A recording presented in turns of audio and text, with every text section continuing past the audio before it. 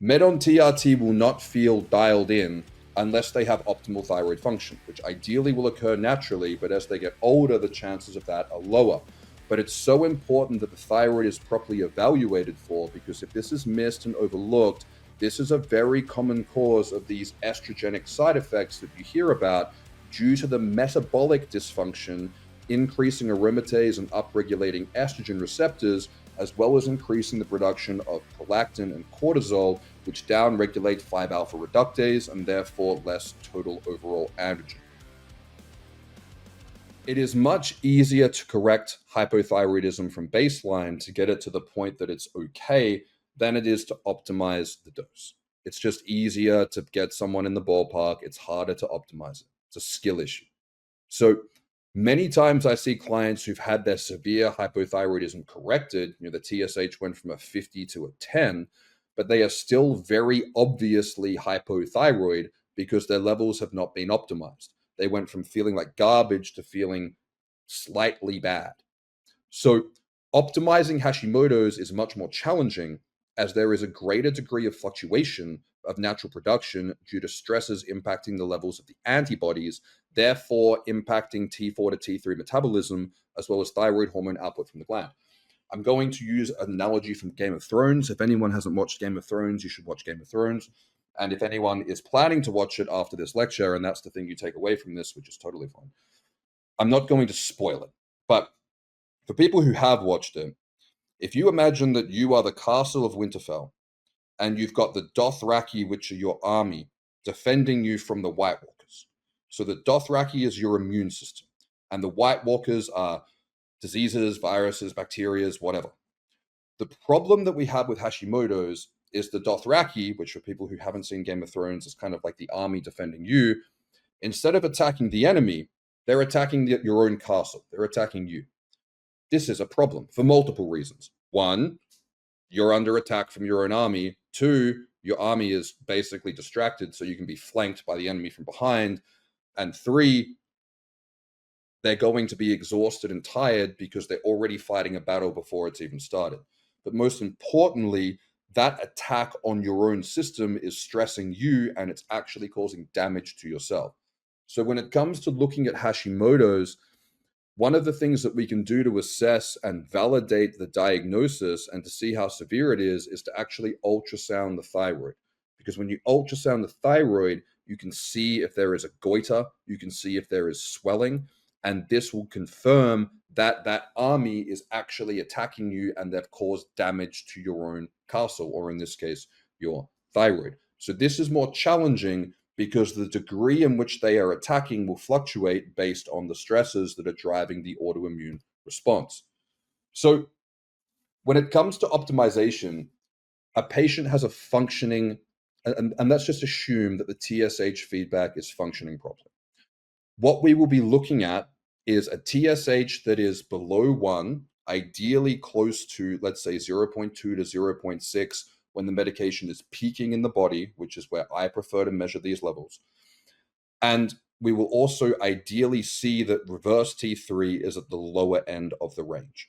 So what we are looking at here, to come back and close with my analogy here of the water, is there are various presentations that we can see in the lab testing for thyroid. So what we want to see, as I said before, is the glass to be completely full and there's no signal to the waiter to come and top the glass up. This means that TSH is low. T4 is typically mid-range because it's not over-converting to reverse T3. So this will often be a 15 to a 20 picomole per liter, or if you're in the US, a 1.1 to a 1.8 nanogram per deciliter. And when it comes to free T3, again, depending on if you're measuring at peak or trough, I prefer to measure at peak, your T3 is going to be in the top quartile of the range or even above that, because you're looking at a peak of a hormone value that often needs to be above range for it to be optimal, because just like with testosterone, the range is often too low. So in Australia, we use picomole per liter. So this will typically be a 5.5 to a 7.5. The top of the range usually goes up to about a 6.5 or a 6.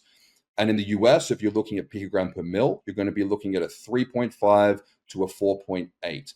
But it is very common for people to need higher levels of T3 than that, as long as their TSH doesn't become suppressed. Now, again, sometimes you do have to suppress the TSH in certain more niche conditions, but if the T3 is elevated, but the TSH is not suppressed, it means that your body is either still signaling to the waiter or that glass is not overfilled. So even if the T3 is 50% higher than the reference range, if the TSH is not suppressed down to nothing, it means that glass is not overflowed. So you can have some feedback here. Now, in other scenarios, what we have is we will see that the glass is full, so T3 will be elevated or optimal, but you'll still have the customer signaling to the waiter to say, hey, give me more water. And what this will look like is a high T3 and a high TSH. So TSH can be 2.5, 3, 3.5, for example. This is usually a reverse T3 issue. And if reverse T3 is elevated, as I said before, we want to look at holistic interventions to bring the stress down. From a supplemental standpoint, this is where KSM66 ashwagandha can be utilized. Some people are afraid of that, but I don't prefer to use botanicals as a frontline. I prefer to use things like high doses of magnesium glycinate, 300 to 400 milligrams twice a day, not once a day. Things like L-theanine twice a day can be helpful. Phosphatidylserine, 300 to 400 milligrams twice a day or 600 milligrams before bed. CBD oil, 1/4 milligram to 1/2 milligram per kilogram of body weight before bed. CBDA, which is raw CBD, 25 to 50 milligrams in the morning can be very useful. And increasing the intake of glycine, whether this is from collagen, gelatin, or straight glycine, aiming to get an extra 5 to 10 up to 15 grams of that a day. But the supplements alone will not fix the root cause of the stress. So if someone is highly strung and worked up from overtraining or psychological stresses or undereating or all of these factors, you can take all the supplements in the world, but they won't fix it. The supplements are there to supplement your approach to fixing the stress. The third type of presentation, if we're using the glass of water analogy, is when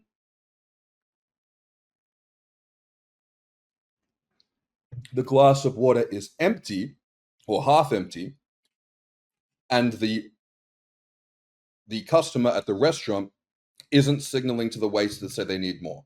So this is when TSH is low and T3 is also low. This is when this feedback mechanism is not functioning properly, and this is often to do with a pituitary issue, something like empty cellar, for example, where the pituitary is not signaling to the thyroid to make more thyroid hormone.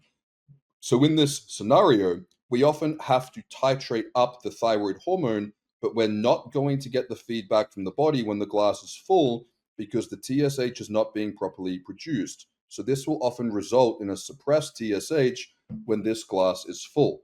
And this requires more gradual titration of thyroid hormone, which is much more advanced and a much rarer condition that comes up a lot less often.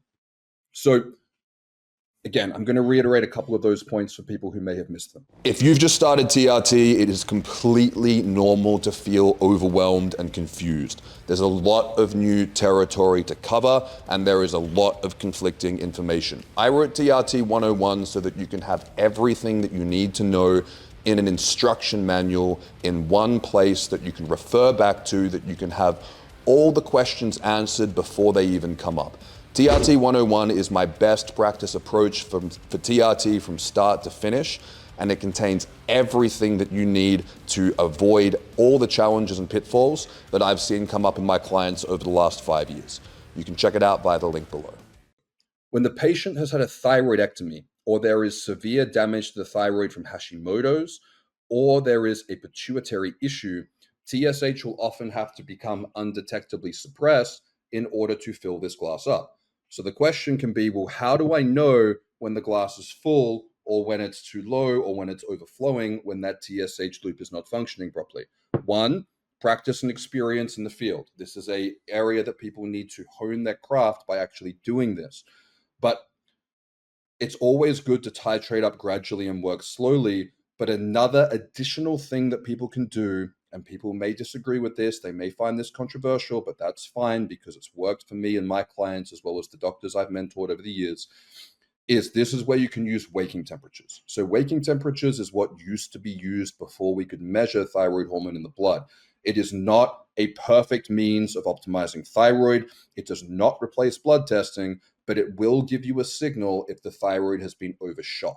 The problem is that there are other factors that will impact waking temperature being too low, but an optimal thyroid will tend to result in a waking temperature of 97.8 to 98.2. This is obviously Fahrenheit. If it was Celsius, you'd be well dead. So what can be helpful to work out if this glass is full or has overflowed or is approaching overflowing is if waking temperatures are above a 98.2 consistently on a 7-day average. So this is getting into much more advanced niche issues. These are 1 in 20, 1 in 50 thyroid cases. Most of the time, that feedback loop is functioning properly, but people do need to be aware of the fact that it may be offline and there is more nuance to these more advanced conditions. I'm not using this to sell my services, but if people want to be mentored on this, you can reach out to me via my website.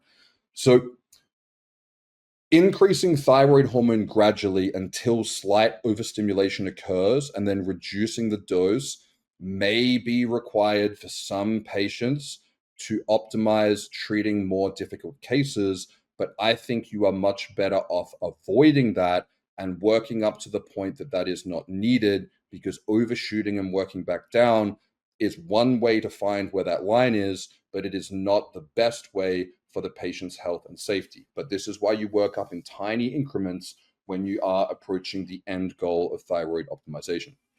So coming back to some more kind of optimization troubleshooting points before we finish today. When T3 levels drop by half or more over a 24-hour period, as indicated by peak and trough measurements, I personally prefer to, if I'm only getting one measurement, I like to measure peak, but you have to know if you're looking at a peak or a trough because the levels are going to be different. Some people also prefer to get a 4 to 6 hour steady state. That's cool if that's how they do it too. Different practitioners will have different preferences based on what they like, but I don't find trough measurements that helpful in isolation, only if it is contrasted with peak. But if people do it differently and they can get good results, that's fantastic. So if they drop by more than 24 hours, by half, sorry, over a 24-hour period, it is likely indicating that split dosing is required. So a dose increase of something like 20% to offset for a full stomach in the evening is something that you can look at. And then the dose, in my opinion, should be split relatively equally. And if there is an uneven split in dose, it makes more sense for the morning dose to be higher because this is more in alignment with the circadian rhythm. The goal of thyroid treatment is symptom resolution. The numbers that I've spoken about are a guide. They are guideposts, they are a template, they are a rule of thumb. But it is important to optimize symptoms, but it is also important at the same time to not throw a bunch of extra thyroid hormone at symptoms that are coming from other things, whether they are secondary medical conditions, other hormone deficiencies, or diet and lifestyle deficits. So this is why it's so important to work with patients or clients holistically and understand that thyroid or testosterone replacement therapy is a piece of the puzzle. So some more additional points. So men with age-related testosterone decline will often have a degree of thyroid decline, as I said before, and they will benefit from 30 to 60 milligrams of NDT. Again, credit to my friend Jay Campbell for putting me onto this many years ago. My friend Dr. Keith Nichols is also a pioneer of this field too. And if practitioners are wanting to learn more about this approach, I would highly recommend you check out Dr. Neil Rousier's training courses. So occasionally up to 120 milligrams of NDT can be needed for these cases. But remember, if 4 grains, which is 240 milligrams, is a replacement dose for most people, it is rare for someone who's got age-related hormone decline to need a full replacement dose of thyroid. But again, because there's individual metabolism variability when you take something orally, this is a rule of thumb. So if you're using T4, T3, this can often look like 50 to 100 micrograms of T4 and 10 to 25 micrograms of T3 to restore youthful thyroid hormone levels to offset the age-related hormone decline. This is very important for supporting androgen receptor function, aromatase and estrogen receptor expression, and improving insulin sensitivity, as well as protecting the heart and the brain. So, med on TRT will not feel dialed in unless they have optimal thyroid function, which ideally will occur naturally, but as they get older, the chances of that are lower. But it's so important that the thyroid is properly evaluated for, because if this is missed and overlooked, this is a very common cause of these estrogenic side effects that you hear about due to the metabolic dysfunction, increasing aromatase and upregulating estrogen receptors, as well as increasing the production of prolactin and cortisol, which downregulate 5-alpha reductase and therefore less total overall androgens. It's much more complicated than just throwing an anastrozole at people who have metabolic issues, and I've seen this all the time for the last 6 years.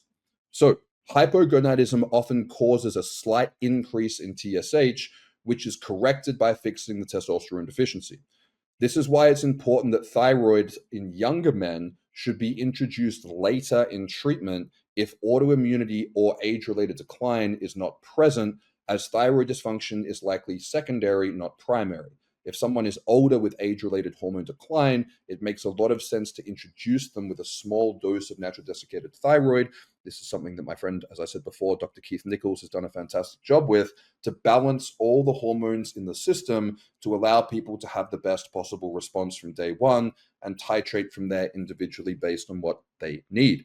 So, all TRT clinics should be assessing a full thyroid panel, including Hashimoto's antibodies, when onboarding patients and assessing them for hypogonadism, due to the role of thyroid in optimizing TRT treatment outcomes, prevention of side effects, and the similarity in symptomatic presentation of hypogonadal and hypothyroid patients. Again, Dr. Jordan Grant, Justin Grosset, Victory Men's Health in the US. These are the people who I recommend seeing. Max Draper at Alphagenics in the UK. If you're in Europe, and hopefully soon, or at the time that you're watching this video, Scandinavia, you can work with TRT Baltic. If your clinic, and again, I don't have financial relationships with a lot of those clinics, they are just colleagues of mine who know what they're doing.